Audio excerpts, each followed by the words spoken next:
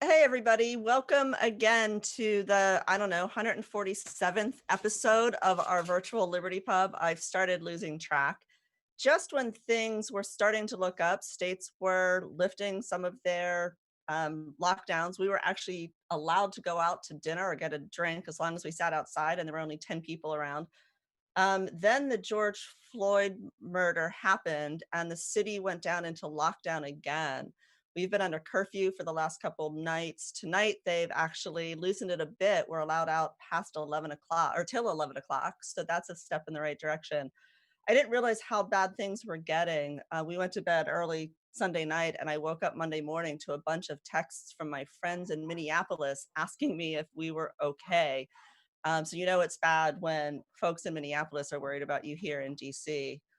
Neither Matt or I were surprised that the riots happened. When we came back from vacation, because of the corona issues, one of the very first things that we did was go out to Home Depot and buy some plywood and some extra security for our doors and windows, because we knew that if the country was locked down for a while, it was just going to become a powder keg. We were hoping that we were wrong, but unfortunately, we were right.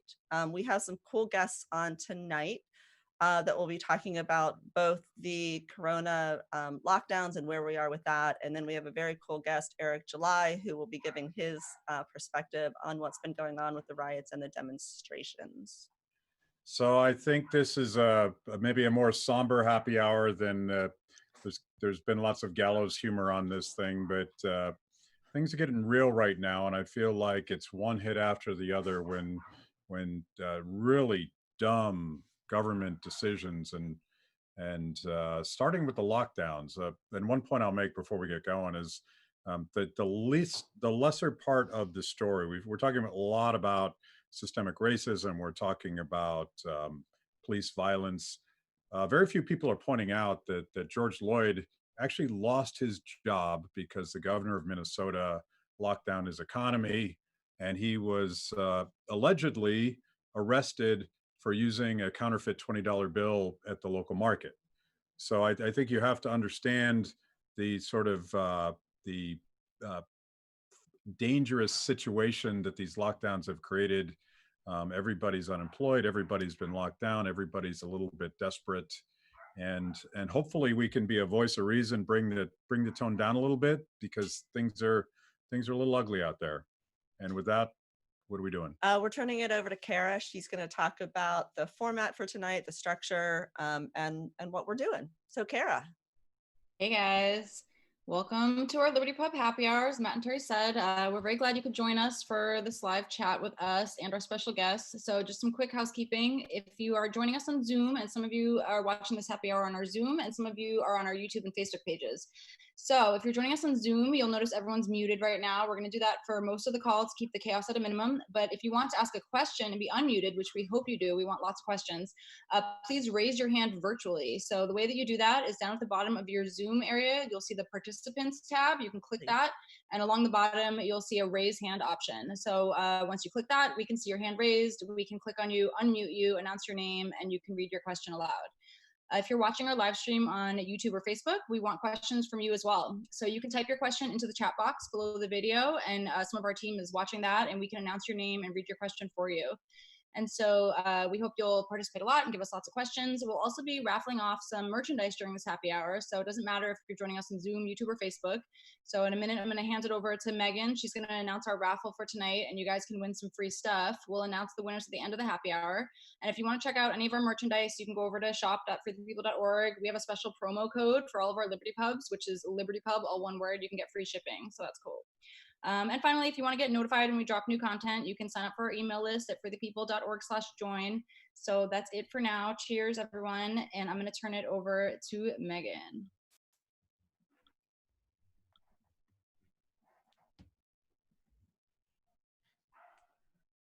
Oops.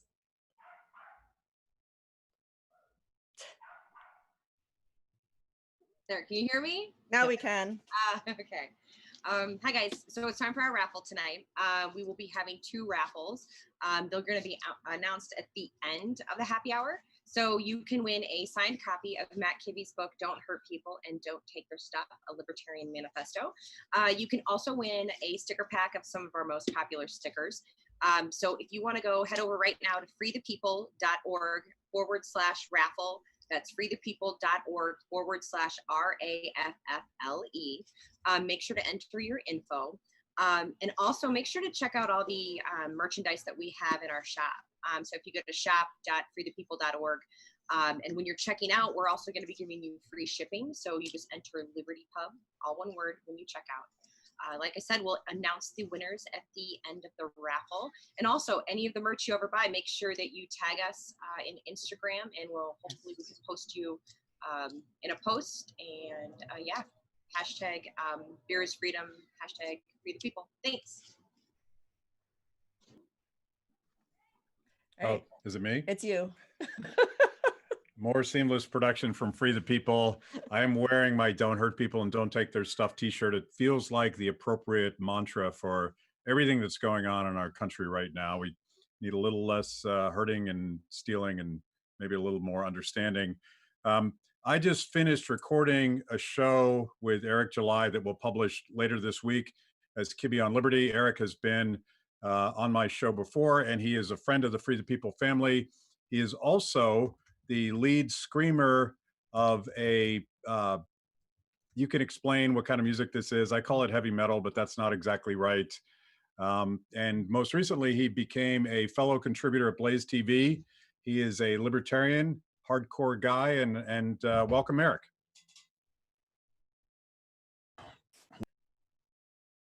Hold on, let me get this unmuted. That would help. What's up, man? I appreciate you guys having me, man. And yeah, we did have a great discussion. But as far as I mean, I don't even know what it's a metalcore band with other elements. That's the best that I can do to describe it. Yeah, you have so many different styles. It's crazy. Yeah, most definitely. Yeah, so we kind of mix it up. But you're wearing, and you say this is an accident, but you're wearing your Murray Rothbard t-shirt. So I think but believe it or not, it wasn't on purpose. I just happened to have it. I was, making some errands. I just grabbed the closest shirt, and then I happened to be hanging out with you, and it's so fitting. Yeah. So we had this conversation earlier today. One of the guys that turned you on to freedom and liberty was Walter Williams in his book, The State Against Blacks. And you very much applied Walter's logic to our current situation. I saw you on BlazeTV the other day talking about statism versus racism. Tell us what you mean. What's the difference? Yeah, I mean, to try to break down these sort of concepts of racism, I think that unfortunately what's got lost in the sauce, if you will, is people conflate the two as far as what's the true core issue of the issue here. When I think racism by literal terms and literal definition, you're talking about someone thinking that your race is the primary determinant of, a set of traits and attributes. And sometimes, quite often, it's used to display some sort of inferiority or superiority. And when you look at that and you isolate it, I'm not saying that it's a thing that's good. What I'm saying is it's one thing for Joe Blow down the street to dislike me because I'm black. It's one thing for the store owner down the street to say he doesn't want to sell to me.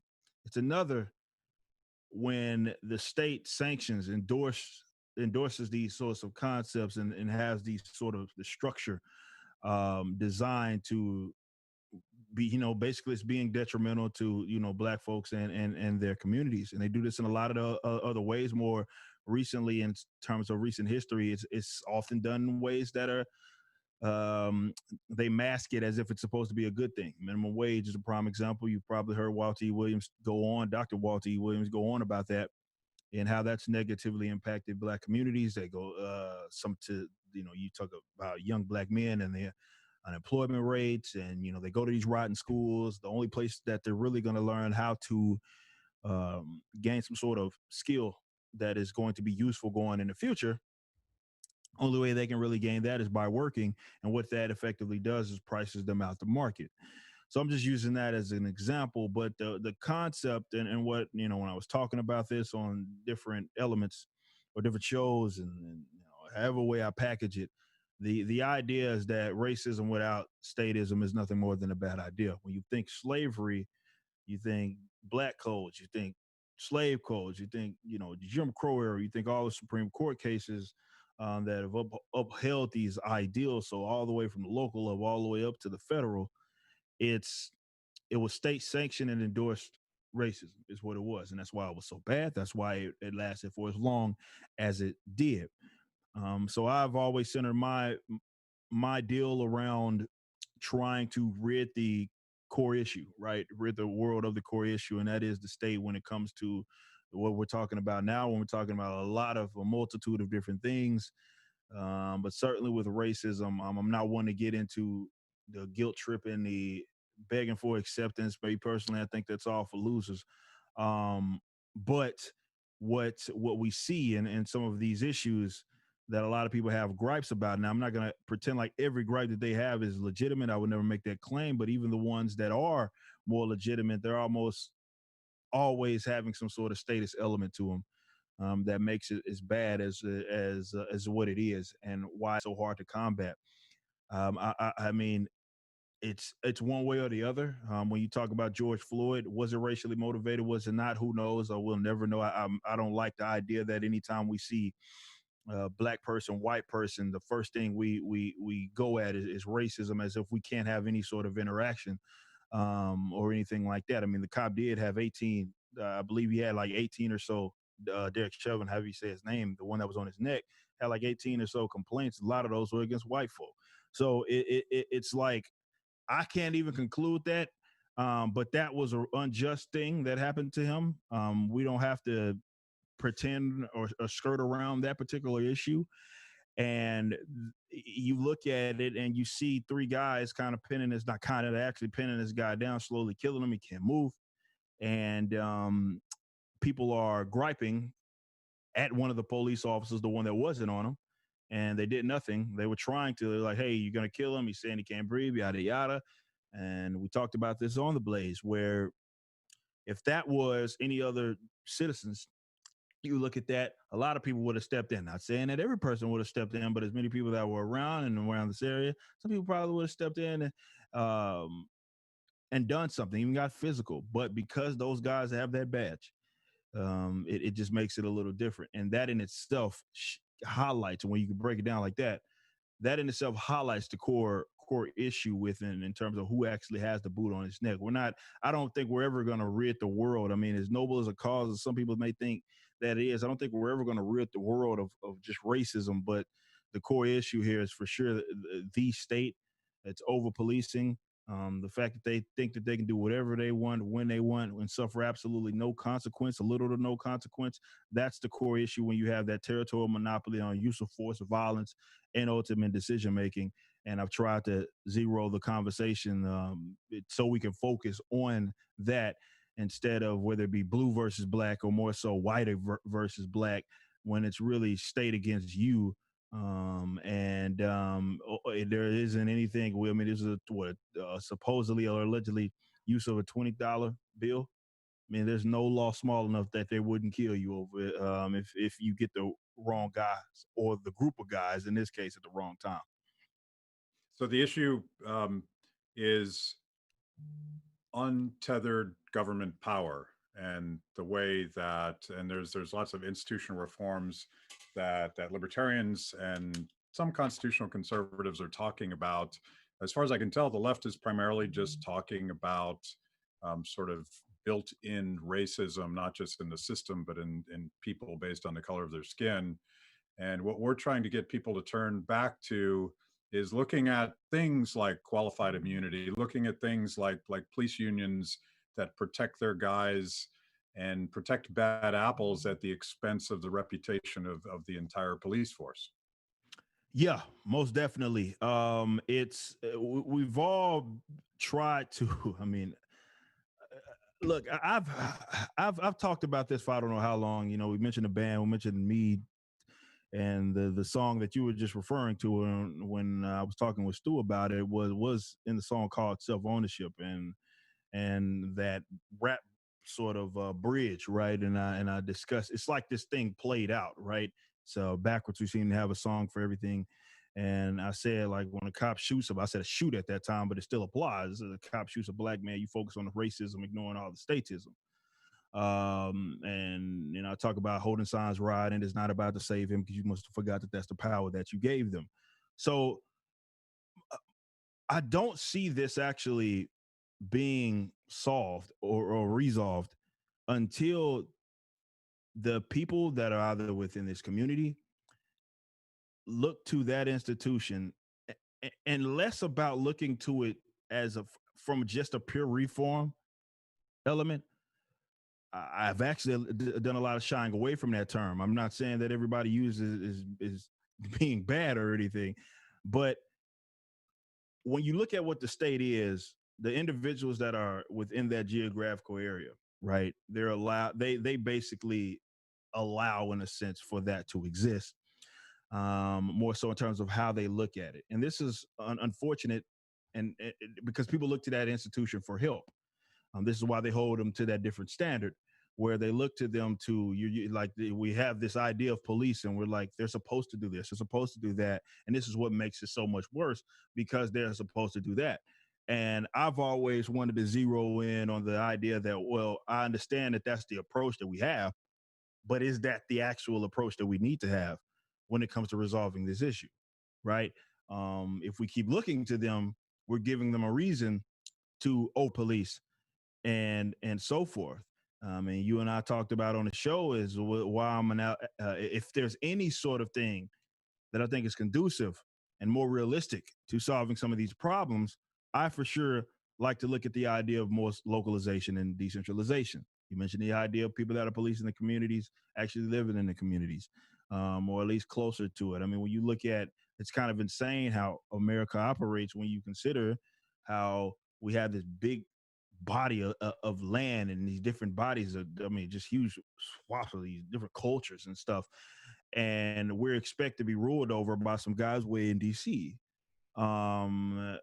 And it doesn't make sense in most cases, but those sorts of ideas, and I'm just looking at it from a more general perspective, broad perspective. Those sorts of ideas have caused a lot of issues because they've moved away from the localization. So I want to get everything as close as we can to the individuals that are within those communities, so they can be held to that standard of being expected to respect themselves, obviously, and the people around them and the people that they're supposedly serving, and looking to this policing as more of a response agency and as an agency that is supposed to actually protect the rights of the people. And now going full land capitals, we getting into privatization and stuff like that. But at minimum, when we talk about actually trying to get there, I think that's going to come in a way of decentralization. But that doesn't happen if we're steady trying to give these guys new rules. And I think that's been the problem. We've been doing this that's why I'm like, I'm over the whole marching thing. I'm over the whole awareness thing. You can have your hashtags. You can have your, blackouts and all of this other silly stuff. We've been doing this for I don't know how long, with all these slogans and stuff like that. I want to get to the root of the problem, and the root of the problem is in this instance, not saying this is exclusive. There's so many other instances from a cultural problem that we're not talking about right now. We're talking about when it comes to that policing, it's a state issue, but it's going to take the individuals to recognize that. And this is why I want libertarians to have a seat at the table, not by necessarily pandering or anything of that nature. I want them to have a seat at the table so we can actually bring forth that idea, because it's not even being discussed among the major guys that are sort of driving the narrative or the conversation. Cool. Hey, Logan has a question from someone watching. Logan. Yeah, we have a question from YouTube from Killa Kirby, and he wants to know how do we roll back the incoming bigger police state that we're going to see after these riots? Man, that's going to be a tough thing. And again, I think it's, I hate to be a pessimist or be pessimistic about this. I don't think that it's going to be better necessarily on the other side of this, because it got out of control so early, and maybe we should have predicted that. But the conversation that needs to be had is not being had. So what's happening, and even people that are on the ground that are protesting. So you know, we talked about this, Matt, where you have these different groups of protesters, or not. No, I'm not gonna loop them all together. You have these groups of people that are doing stuff. You have people that are protesting that actually, whether I agree, I may think it's ineffective, but that's the right, what have you. They're not necessary. They may be an inconvenience if you're trying to be on that street, but aside from that, that's it. And then there's other guys that are effectively using this moment to be opportunistic, destroy people's property, loot. You've even seen people that were on the ground. You even saw John Jones taking graffiti away from people. You've seen, I don't know if you've seen the video of the black woman who threw the brick back at the car full of these guys that gave the white dudes in this white girl that was in the back seat, particularly. It was a car full of white folk, basically threw this brick to this group of black men. No one, you know, and she's like, the black woman steps up like, why in the world would you give that to him? I just saw a video this morning where some cat was trying to destroy this window, and he was successful with a skateboard. And then another guy that was part of the protest grabbed it from him like, what are you doing? And it's unfortunate because those guys are going to get overshadowed because there's so much destruction of people's property that's been doing that's happening to. So you have those opportunistic looters, and then you have those opportunistic destroyers. Sometimes those are one and the same. And those are the people that are going to make this worse, because then you're giving them a reason. Their leaders are calling for them, like, we send a National Guard, send the military, send whoever you got to send to get this under control. And that's why I think that, unfortunately, when we get on the other side of this, is going to be worse. I mean, if the lockdown didn't, I mean, it's certainly now, but if the lockdown wasn't enough, you should for sure understand that on the other side of this, it may be worse, and it's probably going to be worse. And it's not our fault necessarily. It's just the narrative is when you have people that are in so many different positions of power, you couple that with social media, and they're egging stuff on, they're excusing it, they're justifying it. And it's going to be hard to scale back or prevent, because we're not even in the conversation. I had some clown on Twitter, for lack of better terms, some semi-viral tweet says, it's funny that libertarians are quiet right now. And I'm sitting here like, I'm pretty sure I've been the loudest guy on Twitter right now, but it doesn't even click for them because they're in the echo chamber. And sometimes there's people arguing in the echo chamber, but that echo chamber is them having conversations with each other. We don't even have a seat at the table. You and I spoke about this, and I'll bring this up again. I'm in the music business, metalcore, hardcore scene, and we're known in it. We're not no slouch band. I'm a Billboard top charting band, right? And we've been covered by the Loudwires of the world, the Metal Injections of the world, the alternative press, and they've been getting all the perspectives, which has been the same exact opinion from these pencil neck, tatted up frontmen for these bands. And I'm the brother, you know.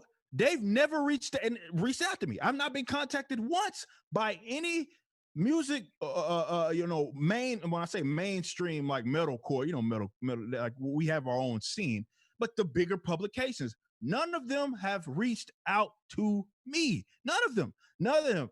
It wasn't until right before we shot that show where I got an email from Loudwire because I put them on blast. They shared some Avenged Sevenfold. Oh, same thing. We stand in solidarity, Black Lives Matter, hashtag, all this sort of corny stuff. And I was like, y'all know I exist. We had the top single on y'all's own polls for 5 weeks straight, and you had to put us in the Hall of Fame because everybody wouldn't stop voting for us. You had to retire our song. It was that popular at the time. You know exactly who we are. Alternative press quote tweet with 3 words from me when I said, straight from the path, they dropped that corny song, Good Night All Right, which is the corniest lyric song, cliche, easiest song to make in our scene. And I said, all I said was side ... straight from the path. They quoted that and they wrote it up. They did all that. Now when it's actually time to discuss, it's an acceptable, it's an allowable opinion that they want to have a conversation with, and there's the people that are on the complete opposite side with that they'll argue with. But the other folks that maybe you both wrong, they don't even want to have a conversation with us. So we got to get a part of the conversation. That's how you scale it back. Can we do that? I don't know, but we got to get a seat at the table. Yeah, being part of the conversation and talking to people is definitely critical right now. We have a question that Sam Martin is going to bring up. I think it's from Facebook. I could be wrong, but Sam. Yeah, this is Eric. This is a question for you from Chris Law on Facebook. His question is, unions are usually seen as supporting the little guy. How do we reconcile the police union's role in keeping bad cops on the police payroll? Man, I don't know if y'all gonna like my answer to this one. I don't think it's as many of certainly good ones as y'all give them credit for. And you can say it's their fault. You can say it's not their fault. Look, I don't really know, and I'm pretty sure some people are gonna hate me for saying it. But it's hard to hold them accountable, and you think if they were going to be held accountable, it would have happened long before we got to this day. But when you consider that, I mean, whether it be with the immunity, whether it be with the unions, and whether it be with, like, they play by a completely different set of rules, right? And we don't have leaders that will ever come to the defense. And if they are, they in the deep South. They like out here in Texas, right? I've seen instances, and so I don't want nobody to misquote me or anything. I'm not advocating that someone go out there and start shooting at cops. I'm just saying the instances where people have defended themselves against them have been able to hold up, and the people getting free and stuff like that. Happened out here in Corpus Christi, raid, cops get shot and killed, guy gets off with it. They're treated like they are, which they are. The citizens have allowed this to happen. They see them like this. They're up here, you're down here. So there's no amount of, and this is why I don't want to focus too much on reform, because when they're up here, giving them a new set of rules doesn't do anything, because they're up here. Like they up here. So you give them they don't even follow the ones that they have right now, right? So this is why I'm saying that ultimately, like, even like you've had now, because it's politically expedient, or they can do it now. All of these good cops that are speaking out, are they doing it because it's easy? Are they doing it because they want to make it seem like they're the good guys and position themselves? I don't know. I don't even know if it's genuine. Don't really care. What I'm saying is, because they're up here and you're down here, it doesn't matter what. And I know this sounds like, man, he think he's the one to tear it down. It's not about that. It's about, you have to have the individuals within that area. And I think it's going to happen in some areas quicker than others. Look at that institution as something that isn't above anything else. Like, even when it comes to the security at the club or something like that, I don't club or anything like that. Maybe some of you do, the bouncers or something like that. You don't ever look, I mean, you look at them that they might screw you up if you get in there and jack up. Some of those guys are pretty buffed up. And if you do, you go in there, act there, you might get body slammed out of there. But you don't ever look to them or look at them like they don't need to be there, right? Or they are above you in a sense that you are an individual and they aren't. Like, they are an individual with Super Saiyan God powers or something like that, which is how we look to cops, which is how we look to law enforcement agencies, where it's like a complete no-no. And I hate that idea. Not only is it not conducive to self-governance, but more so, I dislike this idea that we hold them to this standard, because that's part of the problem. Because if you are constantly looking at this institution to save you, then what incentive do you have to save yourself? And that goes to the larger issues, or the other issues that are happening in some of these same communities from a cultural standpoint. But giving them a new set of rules or something like that, I just don't see that happening. I think it's going to have to come with a strip of power, so people feel like, okay, you may be protecting, but you're us. You're us. You know, you feel like, and that's where the localization comes. We talked about people that are policing communities that they actually live in, not guys that are coming out of town and stuff like that. But because as it stands right now, it's you versus them, and they're going to always protect their own. That's what the unions are there for. And it's a tough situation, but that's why I always say, and I in this question on in this note, why I always say that libertarians should more so focus on the cultural thing as opposed to the political thing, because the politics is the lagging indicator. You change the culture, that stuff changes by default. So my goal is to, and which is why even myself, I switched up my form of activism. I'm looking at the people that are nearest me, right? I do my videos and stuff like that, but I'm talking about direct activism. I'm looking to the people that's nearest to me, and I'm trying to see what I can do to change their hearts and minds. Not necessarily shouting from the mountaintop or anything like that at the people that don't want to, that's not even going to listen to me. How can I change them? You know, I started with, we had to add a new member of BackWordz. Took them to the range yesterday, get them a gun, get them trained up. It was like, yeah, you already sang on one of our tracks, but this is the true initiation right here, is the target practice. But it's little, and he had never shot he wasn't anti-gun. Obviously, you can't join our band and be anti-gun. But he only shot a shotgun, never shot a handgun. So I taught him how to do that. Taught my bros how to do that. Pay for my bros for tactical classes and stuff like that. That's why I love what Maj Toure does. And Black Guns Matter, where he actually hits the streets and stuff like that. Get behind guys like that. We got enough intellectuals, guys in suit and ties, dropping knowledge. And that's why I think that you can help your own community by speaking to the ones around you. They're more likely to listen to you. So even if you don't feel like it, if you're part of some subculture that you guys link on, it has nothing to do with politics, like we did with music. I've changed so many hearts and minds from a musicianship standpoint because I just played loud, aggressive music that they like. They didn't know what libertarianism was. They had nothing. They had no idea what it was until I introduced it to them, or till Alex sung it on a hook or something. So it's gonna come with that, and that's a cultural thing that requires being part of the conversation. I know I'm kind of going back to that point, but even when it comes to that, it's more of how people look to that institution versus how do we stop them from whooping up on you. It's just like, how do we get the people that are within that community to not even look for them, or want to strip the power to them, from them, or want to get get more localization, so that the people that are actually protecting them are actually part of their own communities. Okay, so very tough question to wrap this up, and I, by the way, I love your whole idea of getting at the culture. Joel is going to ask you this question. Sorry, it's tough, but you got to deal with it. All right, Joel. All right, I couldn't unmute. Sorry. There you are. So this comes from John Warner from Facebook, and he would like to know, why are you so rad?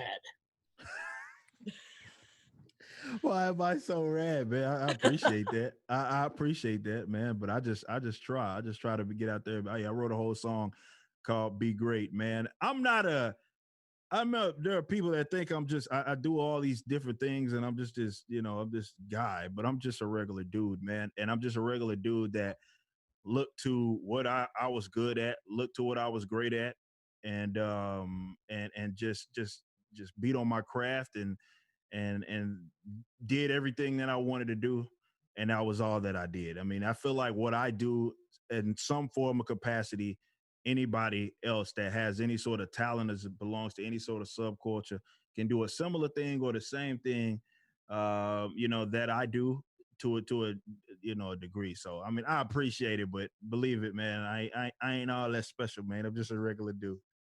Thank you, man. And we do have, I think we're going to publish it this week because it's so timely. There's a special Kibbe on Liberty with Eric.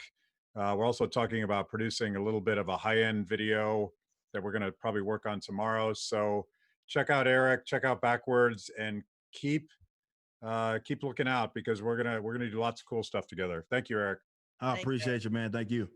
All right, now we are going to cut to another one of our favorite friends, Nick Freitas. He's from Virginia. He's a delegate in the House of Virginia. I'm sure I butchered the exact title of that. Nick is great. He's a politician. He is a so- politician, Oh, and gosh. I do question his fashion sense because, This like, is- that shirt, seriously. It's beautiful. It's beautiful. But Nick You as is a Liberty.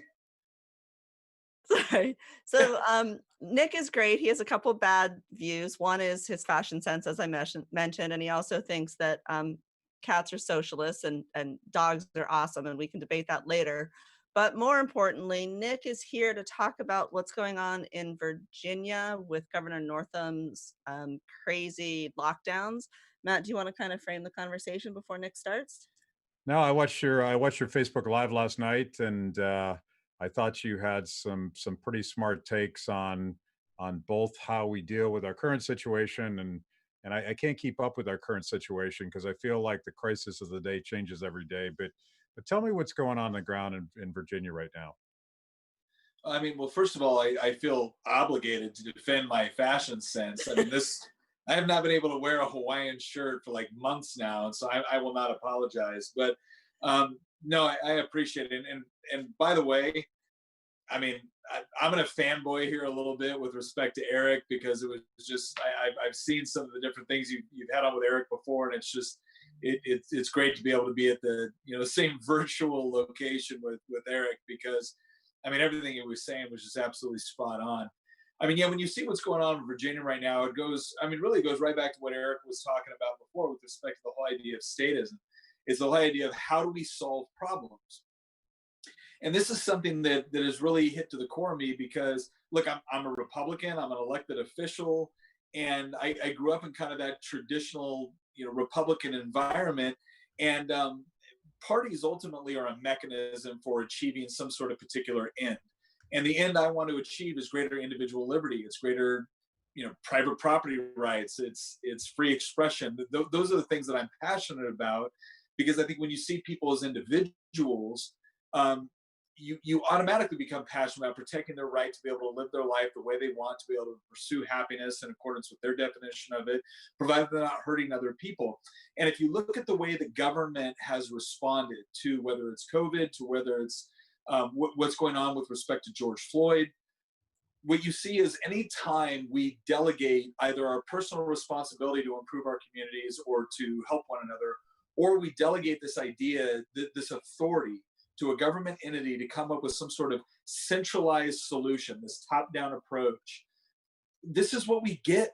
We get lockdowns. We get this sort of environment where people have this idea that the only way that we can solve problems is by handing over authority to a room full of lobbyists, politicians, bureaucrats, in order to decide what works best for us at a local level.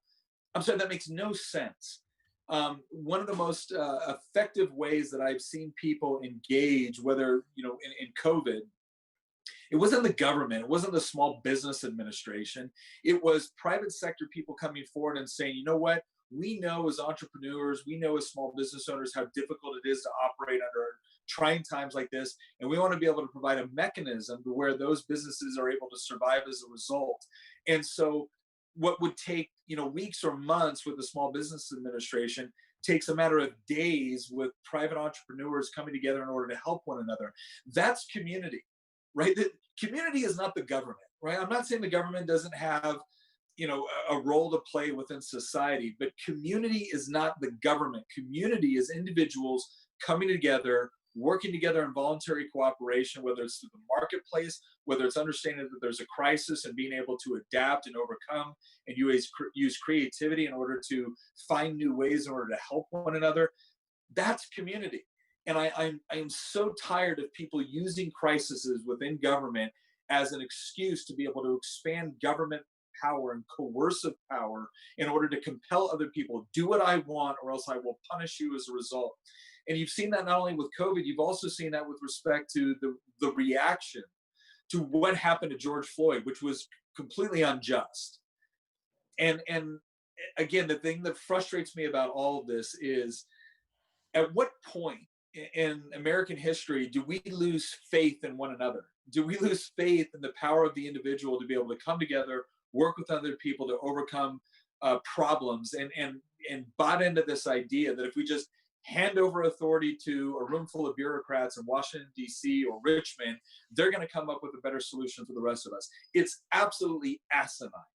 And it's been frustrating to watch in Virginia because I absolutely love the Commonwealth.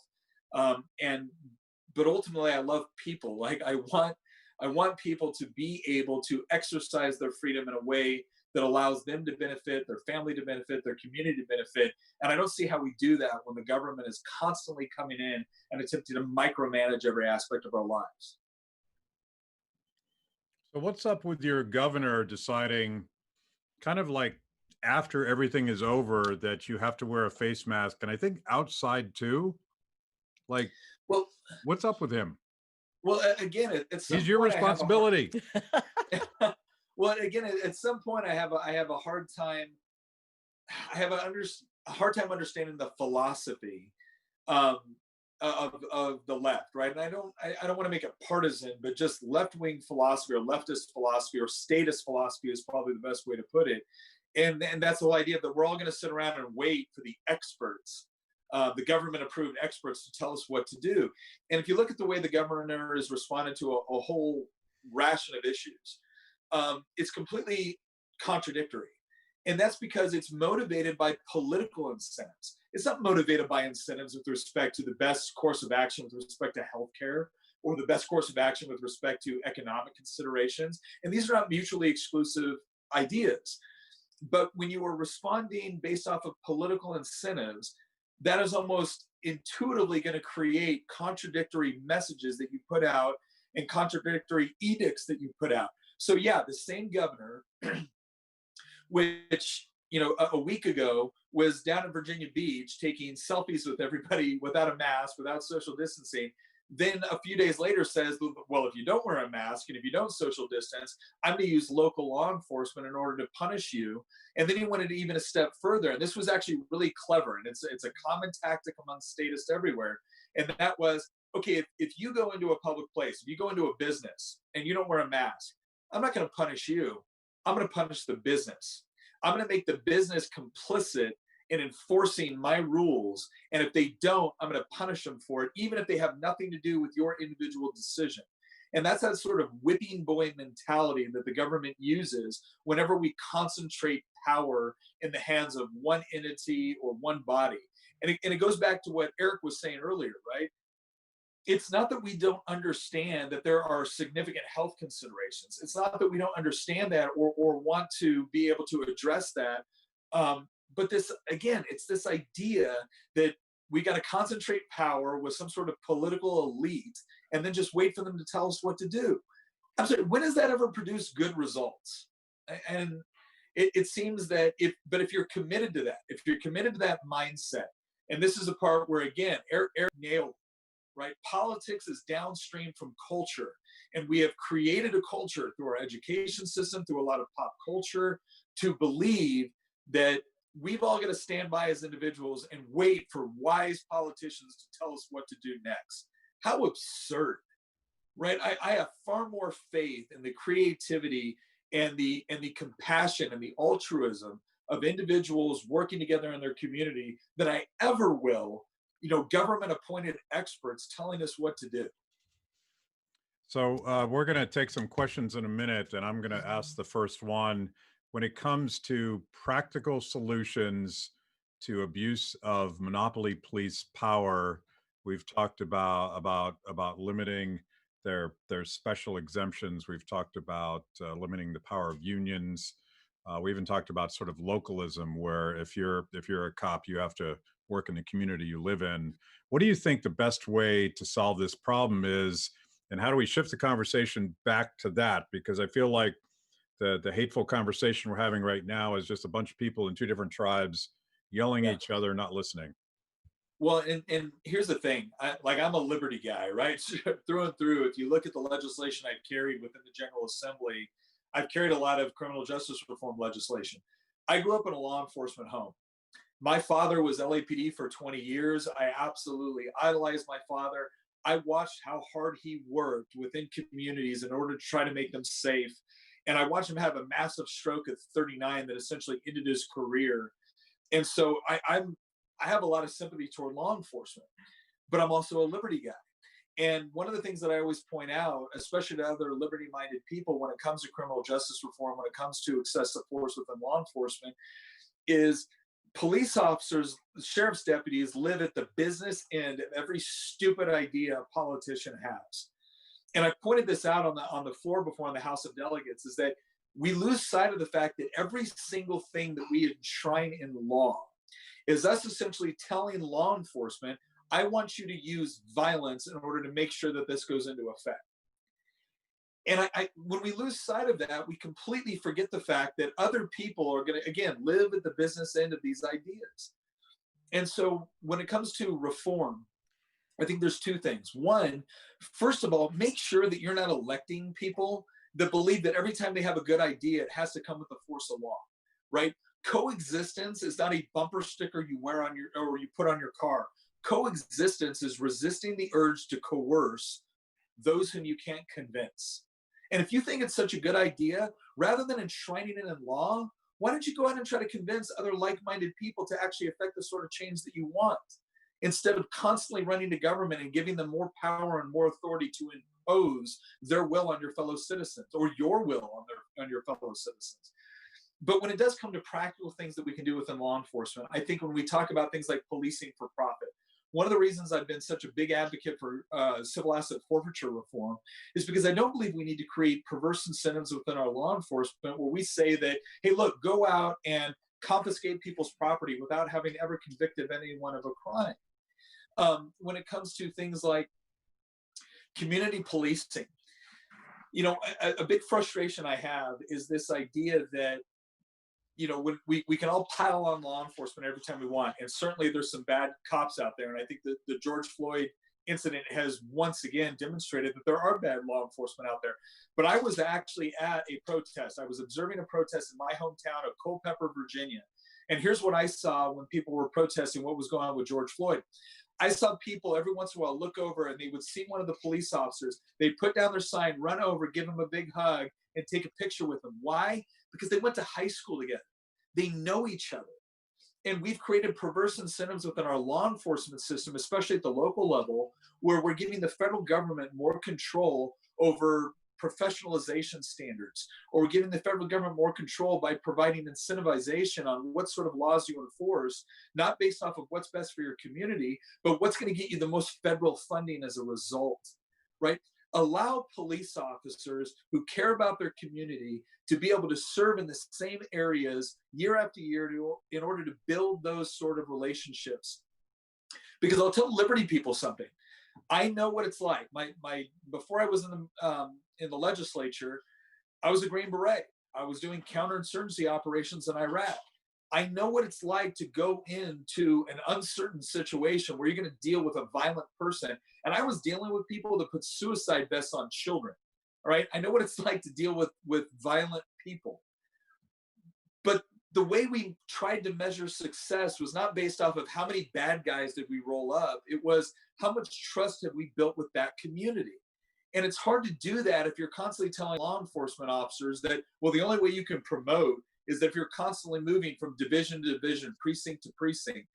Allow people to build those necessary relationships within the community so that when they do go into a situation, there's less uncertainty about it, because that uncertainty breeds stress, and it breeds an automatic reaction that, you know what, if I don't respond in a certain way, perhaps a violent way, it's not just that I'm not going to go home and see my wife and kids at night, or my husband and kids at night, my buddy's not going to see them. That's an enormous amount of stress and pressure to put someone on. And that is just compounded when you don't allow them to be able to build the sort of necessary relationships and connections within a community to truly understand how that community operates. And so again, it goes back to what Eric was saying, localization. Allow people to be able to build those relationships so we remove as much uncertainty as possible. And again, I saw it firsthand with my father. My father would go into a community and, you know, if some kid was acting up and whatnot, he would go in, he'd have a conversation with them, he'd talk to their parents, but he wouldn't lock them up, right? He wouldn't cuff them and put them in jail and give them a criminal record, because he had this sort of relationship that was necessary in order to achieve that. And so I do think there's a lot of things from a legislative perspective that we can accomplish, but ultimately this does come down to person-to-person relationships, and we have to allow that to take place within our law enforcement and the communities that they're serving. Thanks, Nick. We're going to cut now to Tony Crowell. He has a question. He's here on Zoom. So let's cut to hey, Tony, how are you? I'm fine. I don't know if you can hear me. Yes, we can. I think he just answered my question. I was just flabbergasted. I was wondering about community-based policing. That was practiced in my area for a while, and the results were astonishing. And Mr. Yes, absolutely. A relationship was built. There, one was a stakeholder. The police were stakeholders, city government, citizens. It was a win-win. Unfortunately, without support, they go away. I would like to see this approach. I'd like to see it somehow advertised or spread out throughout the country. I'd like people across the country to know how useful and helpful this can be. And maybe you have some thoughts on how to publicize this and how to get people involved. And it is something, in my experience, it has to be nurtured. You have to have somebody that is, I guess, nurturing it, watering it, so to speak. What are your thoughts? No, I think that's absolutely spot on.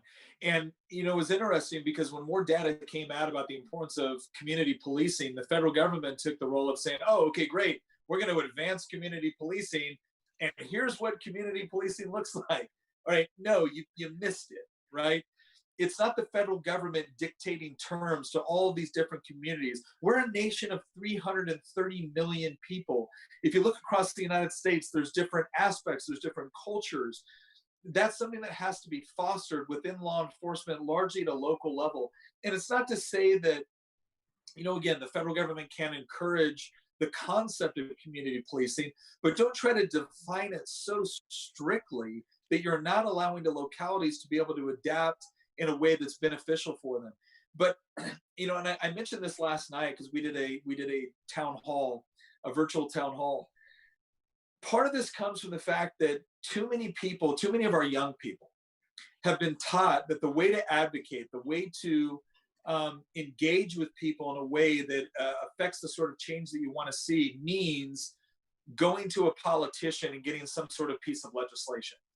All right, that's a form of advocacy. And I'm not saying it can't be effective. I think it can be. But it's not the only form, right? The education within our society, within our school system is really important, because when you are teaching people at a young age to respect their rights, right, their autonomy as a human being, the fact that government has an important role to play, but it's not there to micromanage your life for you, that affects not only the student, no COVID, sorry. That affects not only the student, that affects the whole outlook on government's role in their life, right? And the government's not there to replace the mother or the father. It's not there to replace the church. It's not there to replace civic organizations.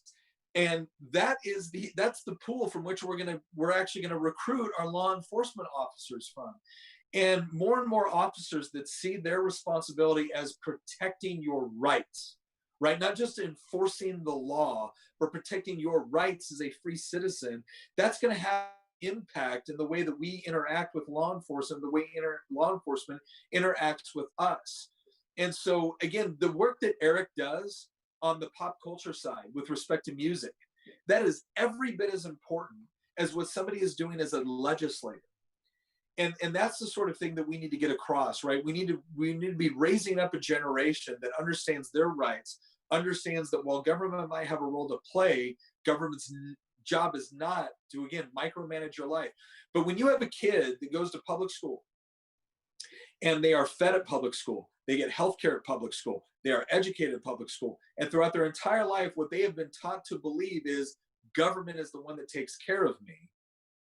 I mean, what do we expect, right? So I think a big part of this from the legislative side is carrying legislation that encourages and empowers local departments to be able to have access to the resources necessary in order to encourage community policing, to build those relationships. Yeah, that's a part of it.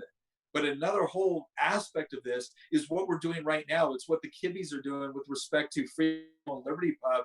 It's about expressing these ideas in such a way and getting them out there and providing a venue for them, so that as people are watching this, they're realizing that, you know what, the entire capacity that I have as an individual to affect change should not be completely consumed by my political advocacy. It should also take a role in, how do I interact with my community? How do I interact with law enforcement? How do I interact with my schools? How do I interact with people, just, you know, business leaders within my community? And, you know, again, returning the power to the individual is absolutely critical for achieving the sort of free society that we want to see, that relies on non-aggression as a way to solve problems. Thanks, Nick. We have a question now from Kevin Delaney. He's here on Zoom, but his connection isn't quite good enough, so I'm just going to read it for you guys. I think this is a good question, well, actually for all three of us to answer.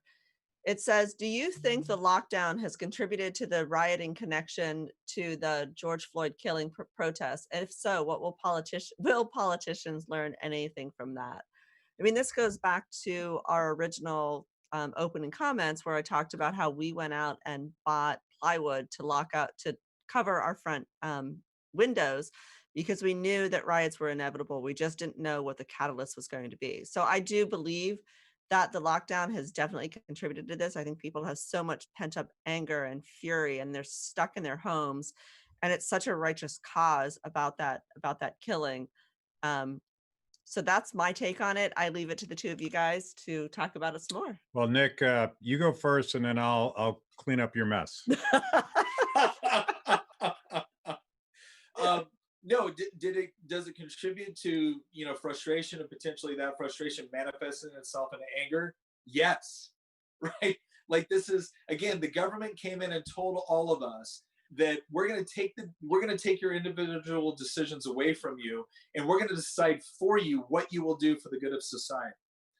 And yeah, that's going to breed frustration when you have multiple people losing their jobs, losing their businesses as a result. And now all of a sudden, the same politicians that told us that if you go to a hair salon, you want to kill society, but if you go out and protest, all of a sudden COVID's not going to harm you anymore.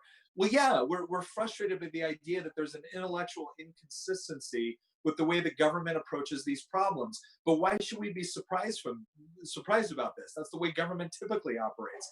Now, the larger question of, are politicians going to learn the lessons of this? Probably not, right? It's if you have a politician that is absolutely convinced that state power is the way that you achieve betterment in society, well, then when you have a crisis like this, their knee-jerk reaction is not to say, gosh, I guess we should reevaluate some of our core principles. No, their automatic reaction is, we need to double down. We didn't have enough government power. So who you elect to represent you is critical, not just in times where everything's rosy and nice, but in times of crisis. If you elect people that actually value individual liberty, value civil liberties, and have a natural inclination to respect not only the right of people to live their lives the way they want, but the problem-solving ability of free people working in voluntary cooperation, well, then they look at stuff like this and they learn the right lessons. But if you've elected people that are absolutely convinced that government is the way that we, you know, change society and perfect it, no, they look at crises, they look at struggles as a way to consolidate power in order to help you. And so, no, it goes back to the idea of citizens have a responsibility within a representative society to make sure that they're electing people that value individual liberty, and not only value it from a philosophical concept, but understand that on a practical level, free people working in voluntary cooperation are much more likely to produce good, sustainable, and lasting solutions than bureaucrats and lobbyists working in Washington, D.C. or Richmond. Hey, Eric, I think you're still here. Do you want to weigh in on this? It contributes to it in a certain factor, and more so the way I would say it is economics, man. Thomas Sowell talks about it all the time, and how government does things that incentivizes bad behavior. And you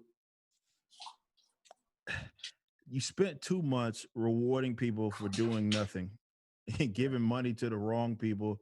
And you have, that quickly fostered a situation where people were basically dependent and almost entirely, right, on the government, if that was their only source of income, right? If they were only getting unemployment, or if they were, I guess more so in that sense. So you're looking at, if they were able to get it, they were getting, tacked on to what, $600 something a week.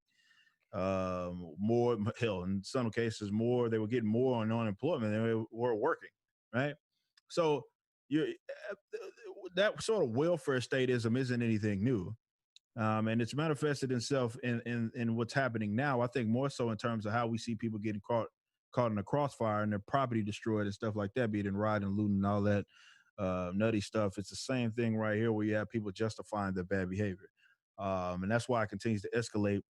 And why you're seeing people go, doing it in the same city multiple nights, because not only are people not doing nothing about it, it's more so it's being justified and excused. It's not seen as a bad behavior. It's like, well, they are lashing out because of the impression. And I don't know what the 20-year-old little white kid, what possible oppression that he's experiencing, or what he's so mad. I don't know if his moms didn't make his pizza rolls, or whatever it was.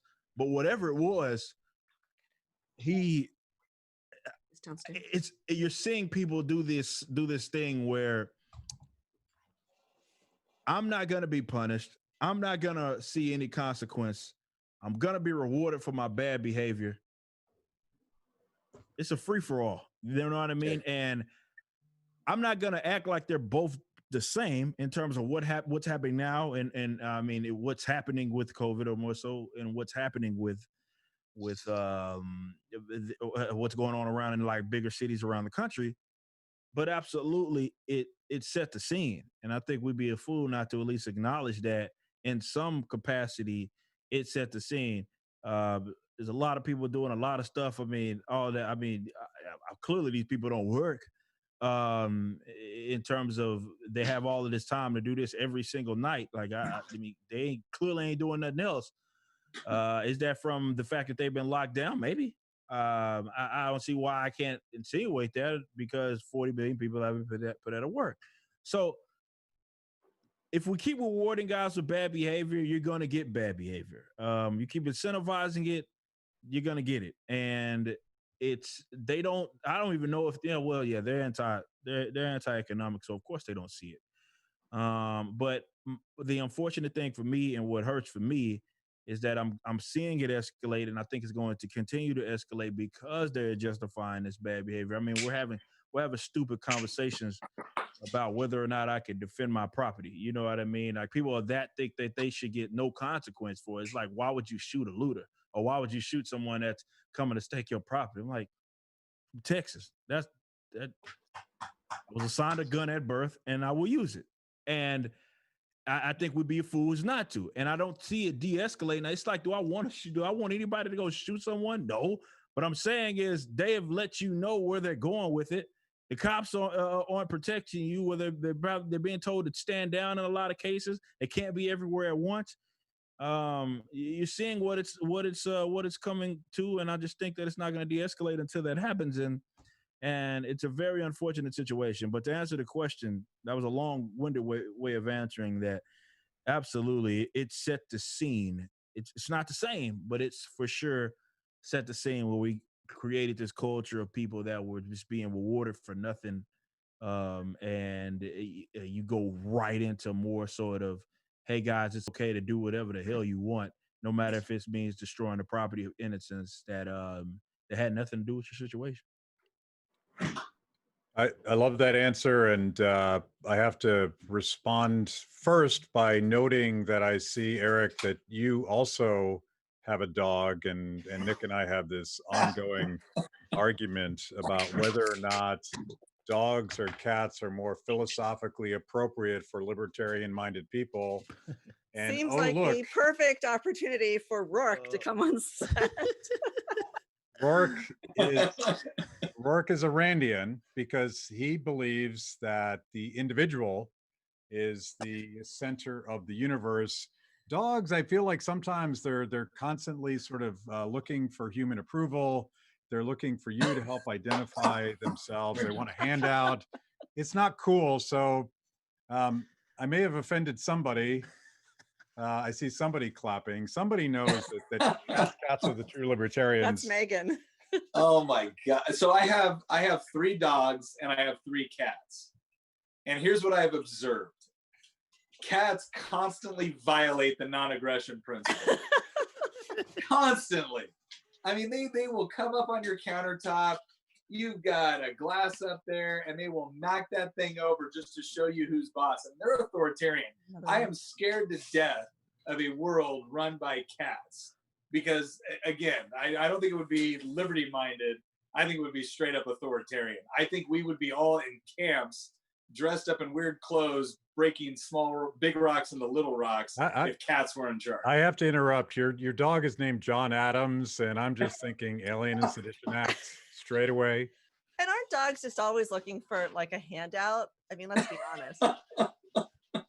All right, so I do Totally off track.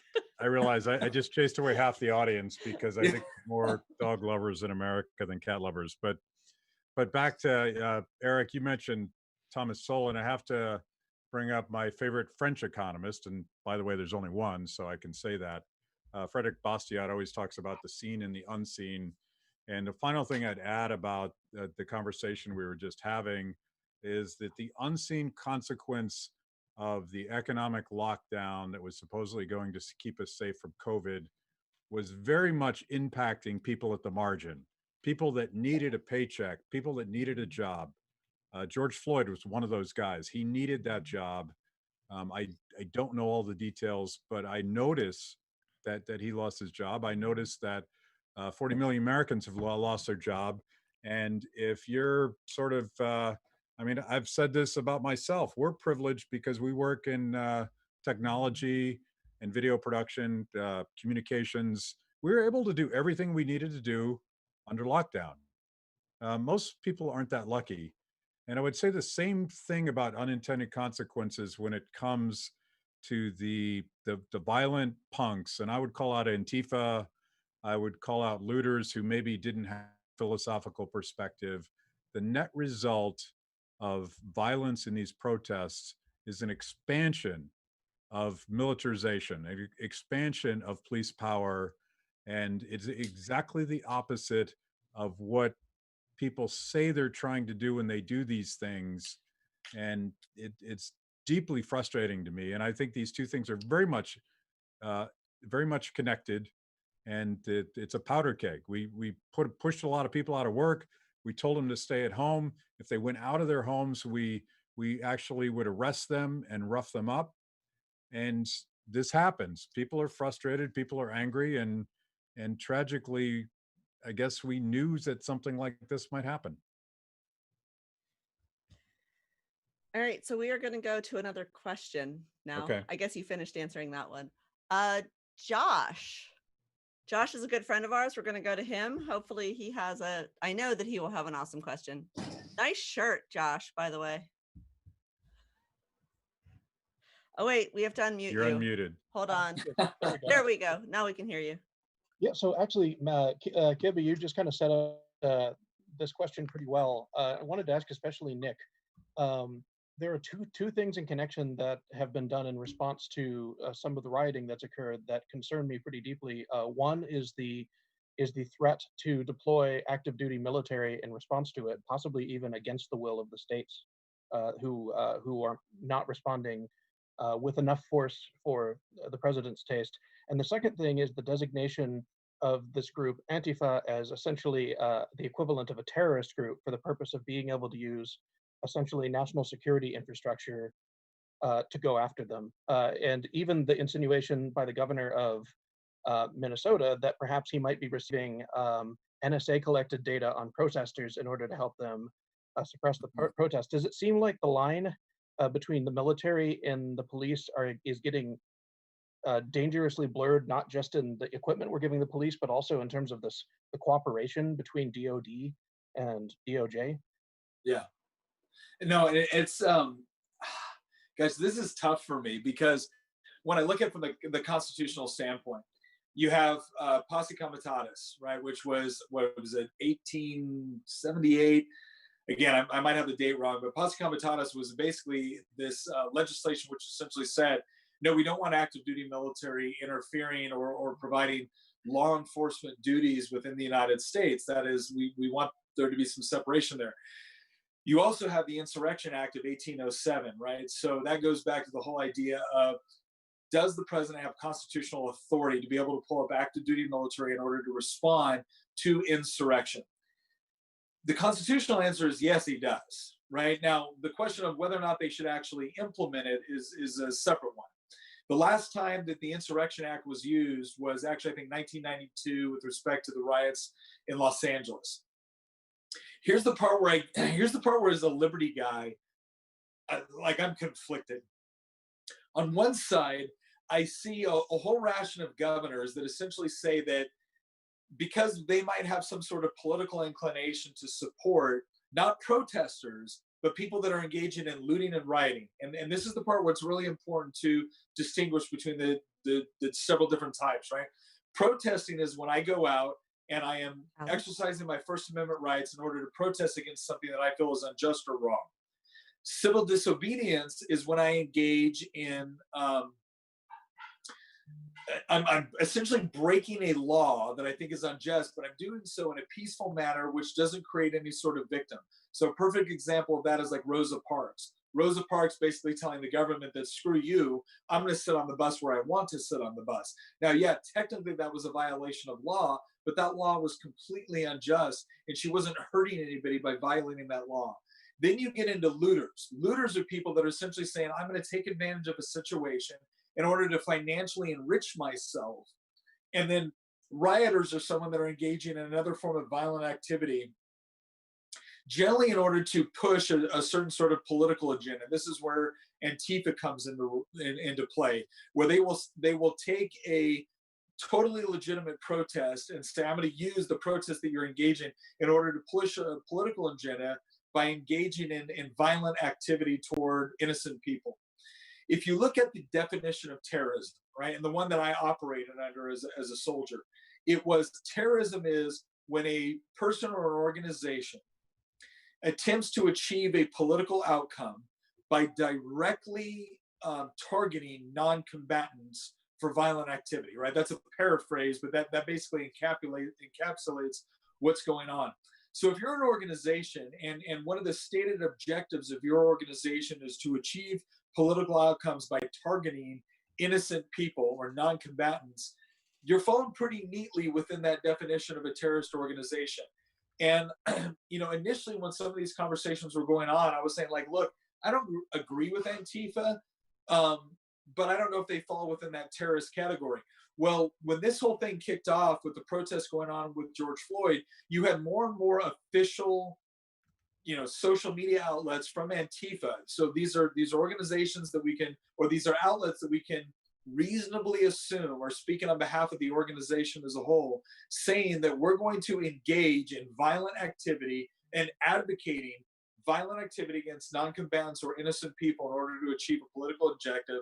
Look, I'm sorry, at some point, you're falling neatly within that sort of terrorist organization mindset.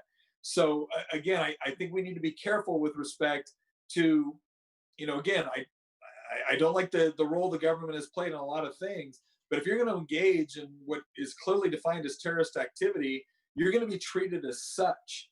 And I'm not going to sit here and give you a pass because you decided to do that. Now, when it comes to using active duty forces, I'm really skeptical of it. I'm not saying that there's never an appropriate role for it, but I'm very, very skeptical of it. I think that his role, when we talk about the military being activated in order to put down civil unrest, our initial goal should be to use National Guard forces. And this goes back to the whole argument that we were making before on community policing. When we're talking about National Guard, we're talking about someone that has far more of a connection to the community that they're actually coming in and assisting law enforcement on than someone that might be in an active duty role. Or again, I was active duty. I was both National Guard. I was in California National Guard.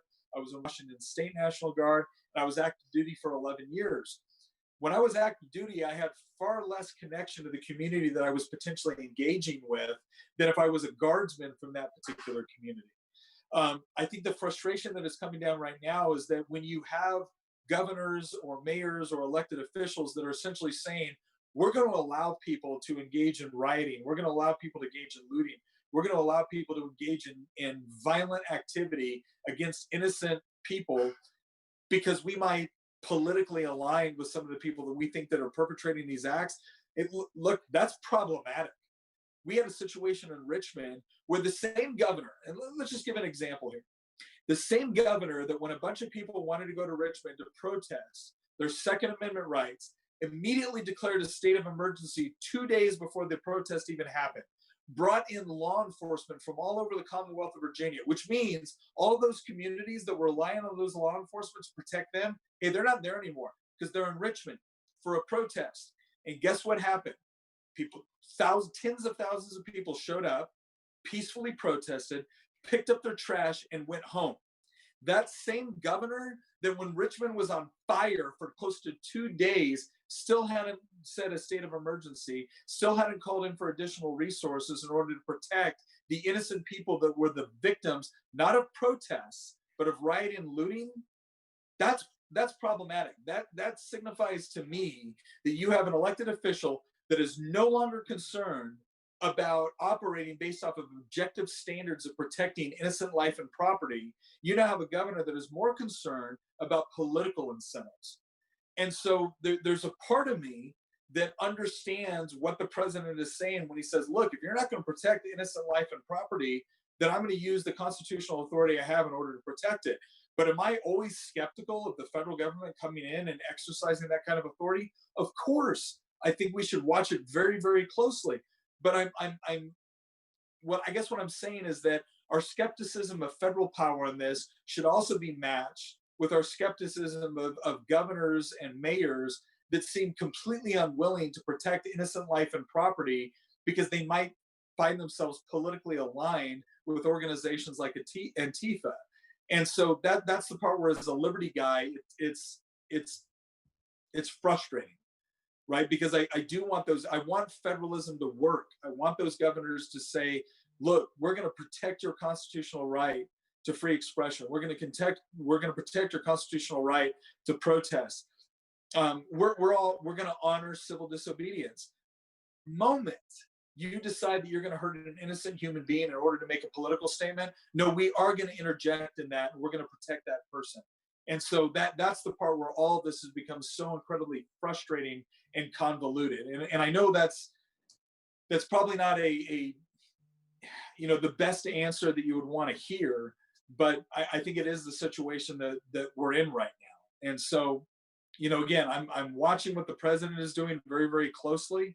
I'm also watching what our governor is doing. And I can tell you right now, in the Commonwealth of Virginia, I think our governor has failed us. On multiple levels. And I think he's failed the people that have gotten hurt as a result, not of protests, but of rioters and looters. And not just because he wears blackface.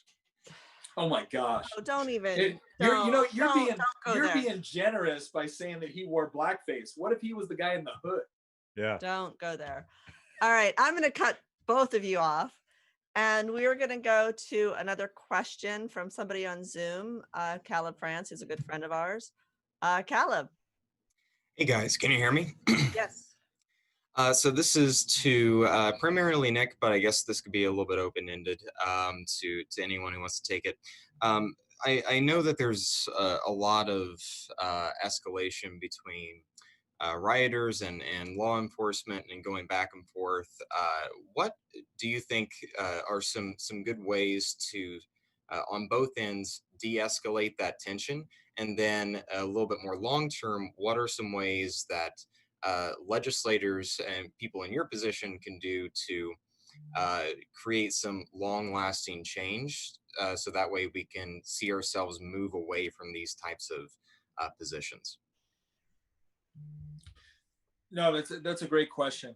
I think one of the things we saw was a demonstration in Flint, Michigan, where law enforcement came out, put down their gear and actually kneeled with the protesters. Because one of the things that's been encouraging about all this is that whether it's the president or whether it's elected officials in Congress, whether it's state officials, whether it's local law enforcement, I've seen almost universal agreement that what happened to George Floyd was completely unjust and is a stain, right? And it's a stain that everybody wants to work together in order to make sure that not only does that not happen, but that George Floyd and his family receive justice from our system based off of what that officer did. So that's encouraging. Again, what I saw in my hometown of Culpeper was when I saw protesters that came over and hugged a police officer because they had that sort of relationship. That's encouraging. So I think there's a great deal of things for all of us to unify around with respect to reforms that we want to see in law enforcement, with respect to the sort of interaction that we want to see between citizens and law enforcement. So from a legislative side, there's a couple things that we need to do. Again, the reason why I carried civil asset forfeiture reform, the reason why I voted against this idea that we're going to take away your driver's license if you fail to pay court fines, is because I don't want a punitive system that is more focused on punishment as opposed to actually achieving justice. Now, look, I'm going to be honest. You hurt a citizen. I'm sorry, man. I want you to be punished for that, because that innocent person didn't deserve that. And if you're a threat to innocent people, then yeah, incarceration is appropriate. But we do have a lot of laws on the books right now where you can commit a crime, you can run afoul of some sort of federal or state law or regulation, and that carries with you the rest of your life. It affects the ability to get scholarships, the effects to benefit yourself economically. And it's why I've carried legislation to allow for expungement for crimes that are not crimes because you hurt another human being. They're crimes because we as legislators have said they're crimes. So a lot of it comes with the overall philosophy of the sort of people that you elect to go to your state capitals or go to the federal, to go to DC in order to write laws. Make sure that those people understand that their job ultimately is protect your liberty and protect your right to live your life the way you want, not to use government as a force to organize society in a way that they think would be better, right? That is a key component of it. I don't mean that to be a cop-out from some of the other hard questions, but it is fundamental to everything else that we're trying to achieve as a society. When it comes to different things that we need to look at for law enforcement, body cameras. I think body cameras are essential. I think massive reform to qualified immunity is really important. When we look at things like no-knock warrants, are there certain situations where a no-knock warrant might be appropriate? Yes. But should there be an incredibly high threshold in order to achieve a no-knock warrant? Absolutely. And then ultimately, stop putting the federal government in charge of deciding what good community policing looks like. That's something that should actually be reserved for that locality, for those individual states. Allow law enforcement to be able to adapt to the communities that they serve. And again, you're not going to get that from some sort of all-reaching federal legislation. You're going to get that by people within a community actually stepping forward and working with the law enforcement in that community in order to be able to develop the sort of processes, procedures, tactics in order to make sure that, again, law enforcement sees their primary responsibility as, I am here to protect your rights, to protect your property, to protect your ability to be able to live the way you want, provided you're not hurting other people. And I can say in Culpeper, Virginia, right, little Culpeper, Virginia, I think our police chief and our sheriff has done an excellent job of fostering those kinds of relationships.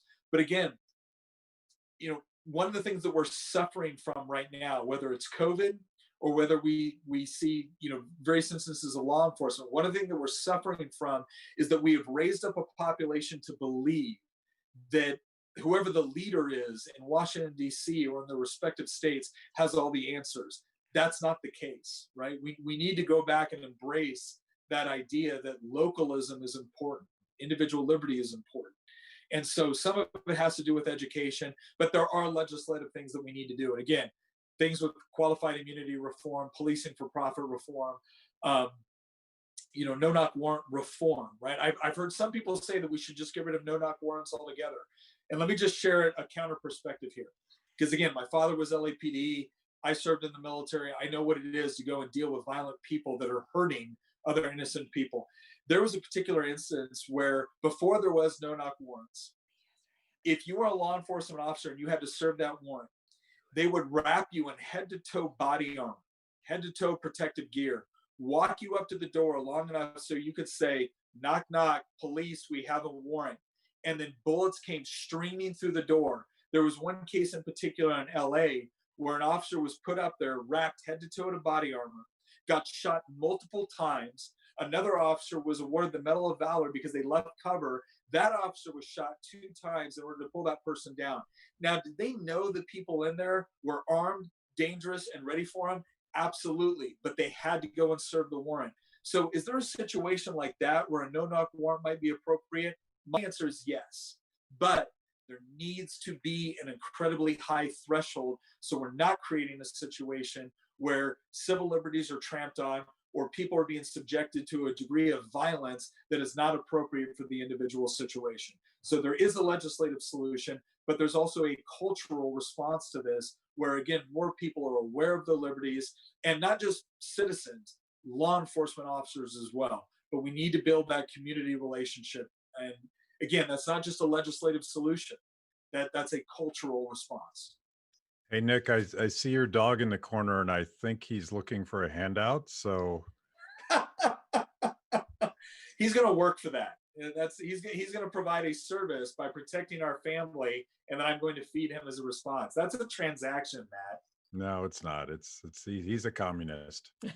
All right, so we are going to wrap this up shortly, and we're going to get to the raffle winners in a minute with Megan, but I'm going to take a personal moment here, and that look from Kibby just kind of, I don't know what's going to happen here. You don't. So most of you know that Matt was diagnosed with stage 4 cancer 18 years ago, and so today is June 3rd, and it's a pretty important day. It's the 18th anniversary of his final cancer surgery, where we were told that he was cured and that he would actually live. So while we normally toast to liberty at this point in our happy hours, I would actually like to do a toast to Kibby and say, I'm toasting to that. I'm kind of happy that he's like still here with us. So cheers to Kibby. Cheers. Cheers. By the way, it's not every day that she's happy that I'm still alive. So I wasn't sure how that toast was going to end. Well, hey, Terry, can I say one thing real quick? Sure. We've mentioned 2 people tonight that I really admire, Walter Williams and Thomas Sowell. And I have this little quip that I do because I've actually done commending resolutions from the Virginia House of Delegates for Thomas Sowell and Walter Williams. And I've commonly said, neither one of them are allowed to die. And that's a very small fraternity for me.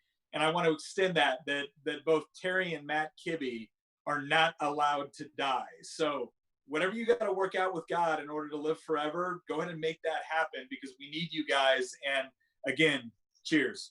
All right, we'll toast to that. Thank you all. Thanks, Nick. So do we have raffle winners? We do have raffle winners. Hold on, let me pull up the raffle entries, scroll through the names and see where my hands This is a fall very on. scientific, there's no voter fraud whatsoever in this process. No, there's not. I just got to like find this in my feed and then I just scroll through it. So, the first person that my finger has landed on is Seth Levy from Vail, Colorado. So congratulations, Seth. We're going to send you a bunch of Free the People stickers. And then the second winner is, hold on, let me just scroll through and I can't read, so it's all good. Dan Weber from Woodsfield, Ohio. And Dan, I gotta say, your email address is tenaciousdan1, so that's pretty awesome. And you are going to get a signed copy of Don't Hurt People and Don't Take Their Stuff. Kara Pally will be in touch with you to work on that, and we'll get those both sent out to you soon. So Kara, do we have anything else to talk about? Are there any other questions that we want to take real quick? I've got one more question here from Lee Schooland. Oh, Lee. Hey, Lee. Aloha. Lee is in Hawaii. So it's so great to see you, Lee. Wait, we don't hear you yet. Hold on. I'm already pissed off about your weather. I'm wearing the shirt. Well, hey, Lee. Hey, Ken. How are you guys? Yeah, I have a question. Actually, it was a puzzle. I'm sad about the current situation. A person died with in the circumstances. Then the outrage. Thousands of citizens in the United States, and also outrage people outside the United States. I heard that yesterday, New Zealand people are on the street demonstrating, and Europe people are planning to demonstrate. Well, one person died is a tragedy, but also my question is, how come when Chinese Communist Party violently cracked down a peaceful demonstration in Hong Kong, and Chinese Communist Party intentionally lied and about the COVID, and resulted the virus spread to the entire world and caused so many deaths in Italy, in the United States, all over the world. No one seems to be outraged and start going on the street to demonstrate. Why is that? Is it freedom is less important in this sense, or communism has won? That's my question. So that is the best question of the night, and the Communist Chinese government has absolutely exploited our diverted attention with COVID, with lockdowns, and now with this. And they have come down with an iron fist in Hong Kong, crushing all of those pro-freedom, pro-democracy activists that very much were essentially the Americans that we would hope we would be. And it's frustrating to me. And I think it's political correctness. I think there's some big tech complicity in sort of covering up what the Chinese government has done. And I don't have a good answer. It's deeply frustrating. I appreciate that anyone would protest the violent murder of an innocent man. I think he was innocent in Minneapolis, but so many people are being crushed by the Chinese government. We're going to do what we can to bring the conversation back around. The media is horrible on this. They don't seem to care, and it's deeply frustrating. I don't have a good answer. I just sort of share your anger on that. Yeah, we've done a lot of work on the Free Hong Kong and the challenges that they've been facing, and we're going to definitely start resharing that on social media to try to bring more people to think about what's going on. And it makes me wonder what other shit is happening across the world that no one's paying attention to. It's actually a really scary time because everyone's focused on one thing and you don't really know what's going on elsewhere. So on that really depressing note, we're going to go and take one final question. Seth Levy is in Vail, Colorado, and he just won the raffle. Hey, Seth, how you doing? Hey, good, thanks. I'm actually in Holbrook, Arizona right now, which is a town of 5,000 people, yet still has a curfew that goes enacted in 2 hours, which is bizarre to me. So you're in your car. Are you going to get home in time or to wherever you're supposed to be in time? Oh yeah, no, I'm good. I'm done for the night. I'm staying in Hallbrook tonight. Okay, cool. So what's your question? So my question is, one of the things that we're seeing as a result of all of this unrest is some people in Congress actually trying to put forward some bills. I know one of them that's been sitting on the shelf for a while and waiting for the right moment. Do you guys think that these bills, and they are the Ending Qualified Immunity Act by Justin Amash, and then also Brian Schatz and Rand Paul are introducing an amendment to the NDAA that will end the 1033 program, which brings military armaments to civilian police departments. And then also Tim Kaine, your Senator, Nick, he's put up forward an amendment that would ban military use in domestic crowd control. Do you guys think that these do they have a chance of success? And also, if they do pass, will they actually do anything to help calm the country down? I know more about Justin Amash's bill than I know about Rand Paul's amendment, and I think that my attitude and I'll have Terry read to you what Josh Withrow is saying because he actually monitors this stuff very closely. But my reaction to all this stuff is that government doesn't reform itself unless they feel an existential need to satisfy a public demand to do that. And it's particularly true when it comes to limiting the power of government. I hope that Justin Amash's independence as a libertarian actually helps him. He was not loved as a Republican by Republicans. He did have some relationship with Democrats as Democrats. I hope that his independence helps with that, but no one's going to do anything about anything unless the American people demand it. And that's where we have to be. I mean, that's why we're having this conversation tonight. It's why we do all the video education that we do, because I think that, as Lee Schooland was pointing out just a second ago, horrible atrocities are happening in Hong Kong right now. Mainstream media is not covering it. We have to cover it. We have to tell that story. We have better tools to do that. We don't have a media monopoly. We don't have a monopoly on knowledge anymore, and we're going to have to do that. What does Josh say, Terry? So Josh, who monitors stuff on the Hill far better than we do, we keep trying to stay away from politics and policy and just focus on the bigger picture and culture. But Josh says that ending the 1033 program actually has a pretty good chance to pass this time, but Amash's bill is going to be a little bit tougher to get through. So there's where we are. I'm going to wrap this up now. Do you have any final words, Kibby? Set me free. Set you free from this. All right. Thank you, everyone. Thanks, Seth. Thanks for everybody that's been participating and asking questions. It's always great to see our friends online and to hear from you all. So cheers and stay safe, everybody. Cheers.